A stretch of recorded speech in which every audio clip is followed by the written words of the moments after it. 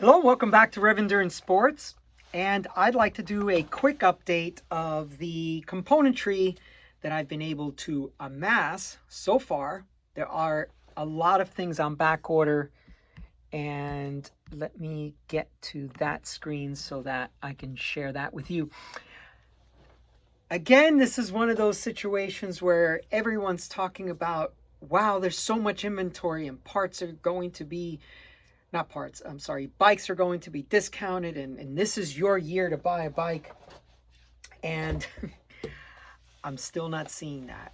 But that doesn't mean that the thing you're looking for is not overstocked at a bike shop or at a vendor, at a distributor, and they can offer great pricing to your retailer, your local bike shop, or however else you acquire your componentry. So I wanted to go through the things that I have and then the things I don't have and then some ETAs on them. So let's go through this with the understanding that this is going to be a 2x setup. I've never really been a fan of the 1x. I just find it's just such a I don't know who's doing the studies on this, but I think they should. I just feel like there's a lot of drivetrain drag and friction, and I just don't find it that efficient. So starting with that global picture of 2x, then let's go with what I have already. So obviously the 2x. Now, oh, by the way, I'm not very creative on certain things. A lot of times I don't think outside the box for certain things. As a manufacturing engineer and someone who used to build or used to put together bills of material, and someone who understands that compatibility and systems and all this stuff, and not wanting to jerry rig something and make it kind of work, I usually like something from front to back on a bike to be at least the same manufacturer, if not the same group. So in this case, I decided to go with the Shimano GRX group set. And as I mentioned, as a 2x. So this particular crankset is a 4831. Now on the road side, typically it's 16 teeth. On the higher end performance side of things, it's 16 tooth difference between your big chainring and little chainring, 16 teeth. But this one in the GRX side of things is 17 teeth, 48, 31. Now the 31 chainring is really small. I mean, I ride a 39 on all my road cranks, and we have 20% pitches here. But that's pavement. So on the dirt side of things, you may not be able to get up out of the saddle. You have to stay seated, maintain traction on that rear wheel. And so I think the 31 chainring would be a very good chainring, but we'll see, because I honestly, I don't know how the 48 chainring will pan out for me. It's really on the smaller side. I typically ride 53 chainrings. However, something to consider when you are riding gravel or 29-inch mountain bikes, these kinds of things, because the tire is so much bigger than your standard road tire, you actually are gaining a few teeth per chainring.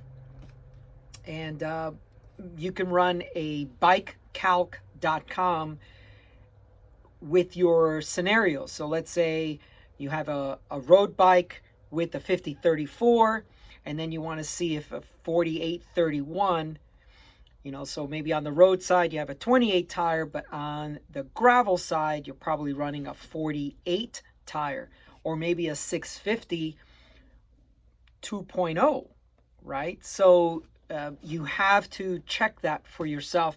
I've done a little bit, but as I mentioned, I just want to go with a 2x drivetrain anyway, and then I'll figure it out. So GRX with a 4831, and this is still packaged, so I'll just pull it out real quick. And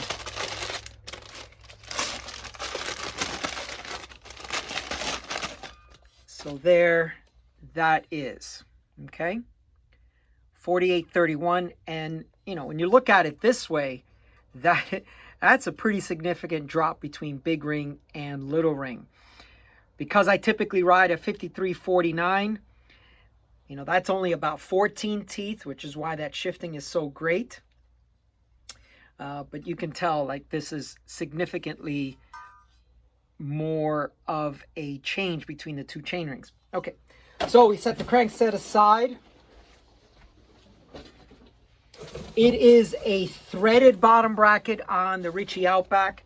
So a threaded bottom bracket. I just went with a Dura-Ace bottom bracket just because. Why not? It's only really a few dollars different between the two. So went with that. It's not about weight in this case. It's more about the durability that I believe the Dura-Ace spec will always have. Because it is a steel bike, the seat tube requires a clamp, and then you put the front derailleur on it. I've done videos about this, about front derailleur, the difference between a braze-on and a clamp-on.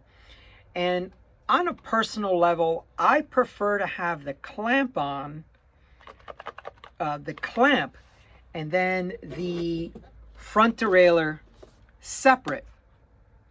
That way I can move this, like if this is a braze-on front derailleur, I can move this braze-on front derailleur to any bike. If the bike already has a braze-on, I take it off this clamp, put it onto a bike that has a braze-on.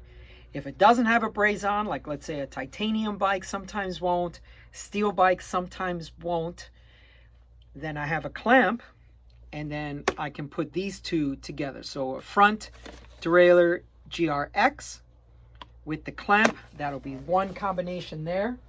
And then the rear derailleur.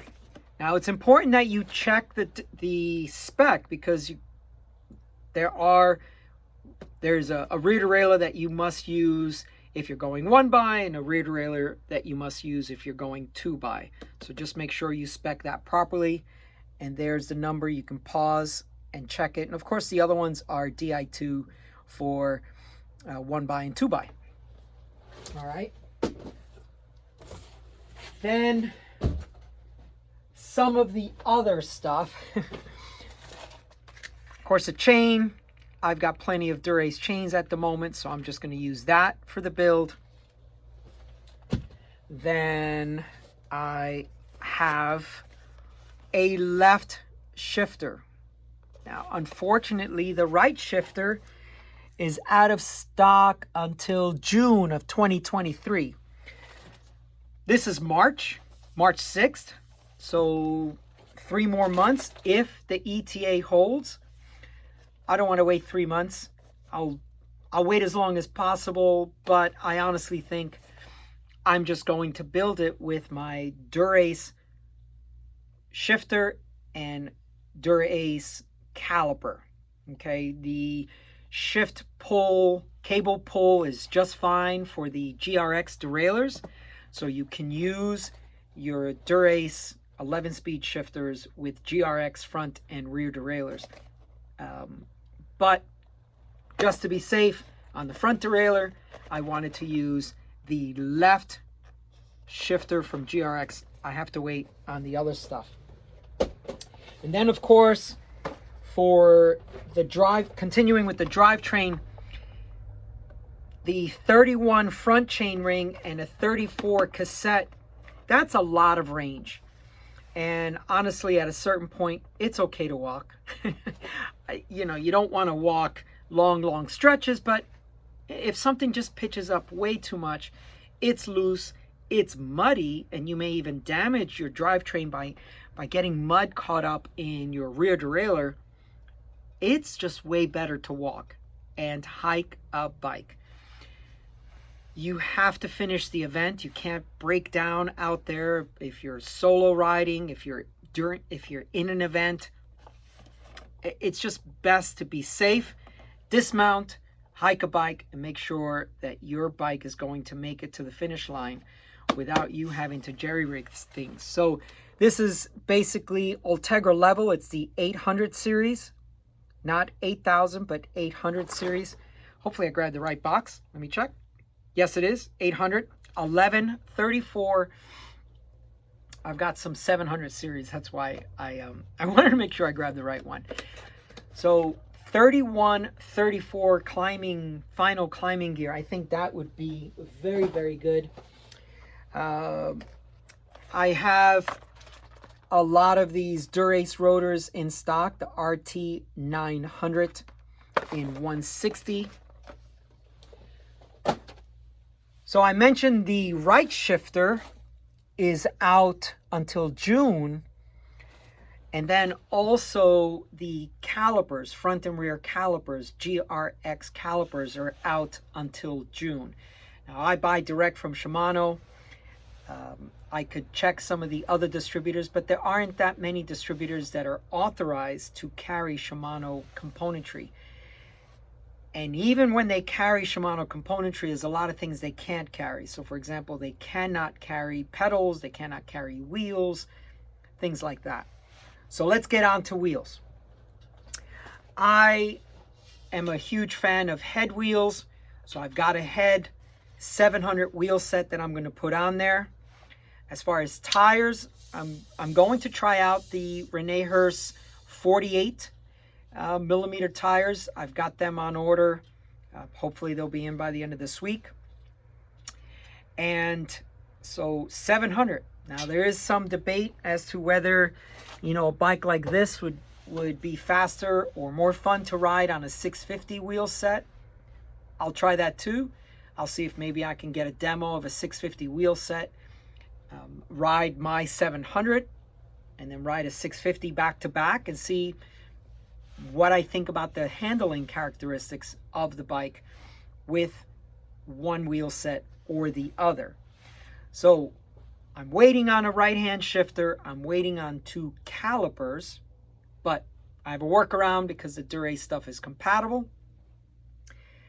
Lastly, I need to make a choice on handlebars. I still haven't decided whether I want to go flared or just... If I don't go flared and I do not go with a specific gravel handlebar, I've got Ritchey handlebars that I'm just going to pull off of another bike. I've got a Ritchey stem, Ritchey handlebar, ready to go. I just have to decide whether I want to do a flare handlebar. And then just a seat post and a saddle is basically all I have left to decide on. I've looked at some seat posts that have a little bit of suspension on them.